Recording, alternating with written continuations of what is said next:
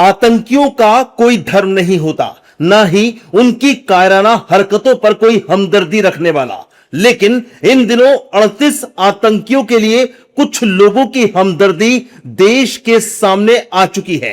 अहमदाबाद में 2008 में हुए सीरियल बम धमाकों के मामले में गुजरात हाईकोर्ट ने स्पेशल कोर्ट के आदेश पर मोहर लगाई। 38 आतंकियों को फांसी की सजा और 11 आतंकियों को आजीवन कैद की सजा को बरकरार रखा। इस फैसले से कई लोगों की रातों की नींद उड़ गई है।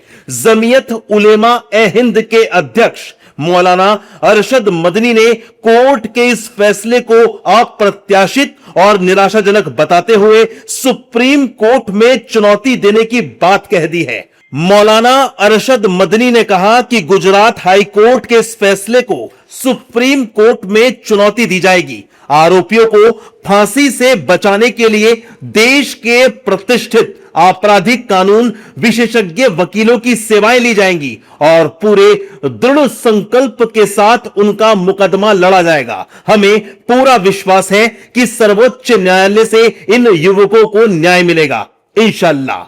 आतंकियों के समर्थन में खड़े मौलाना अरशद मदनी अक्षरधाम मंदिर हमले का उदाहरण दे रहे हैं। मदनी का कहना है कि अक्षरधाम मंदिर हमला मामले में निचली अदालत ने मुफ्ती अब्दुल कय्यूम सहित 3 लोगों को फांसी और 4 अन्य को उम्र कैद की सजा सुनाई थी। गुजरात हाईकोर्ट ने भी उस फैसले को बरकरार रखा था, लेकिन जमीयत उलेमा ए हिंद की कानूनी सहायता से जब मामला सुप्रीम कोर्ट पहुंचा तो सभी आरोपी सम्मानपूर्वक बरी कर दिए गए। मौलाना अरशद मदनी को पूरी उम्मीद है कि अहमदाबाद सीरियल बम धमाके के आरोपियों को सुप्रीम राहत मिलेगी और आरोपी जेल से बाहर आ जाएंगे। मदनी के रुख से बीजेपी भड़क गई है, साथ ही साथ सपा और कांग्रेस को भी घेर रही है। हमको भारत की न्यायिक व्यवस्था पर पूर्ण भरोसा है और जिन लोगों ने भी ये कृत्य किया है न्याय उनको बख्शेगा नहीं, फिर चाहे कोई कुछ भी कहता रहे या करता रहे। 38 आतंकियों की फांसी रोकने निकले जमीयत पर बीजेपी लाल है। सपा के कई दिग्गज मौलाना मदनी के सुर में सुर मिला रहे हैं। ये मौलाना अरशद मदनी साहब देश के नहीं दुनिया के माने गए शख्सियत हैं। जो इदारा वो चला रहे हैं देवबंद में, वो दुनिया का सबसे बड़ा इदारा। वहां से निकली बात वो हम यस ही करेंगे।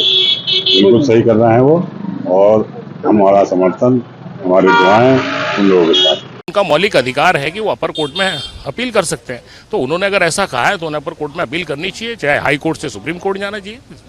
कई राजनीतिक दलों की सियासी मजबूरी को समझा जा सकता है, लेकिन सवाल यही है कि आखिर जमीयत आतंकियों का समर्थन कैसे कर सकती है। अहमदाबाद को दहलाने वाले 38 आतंकियों की फांसी रोकने के लिए पूरी ताकत कैसे झोंक सकती है।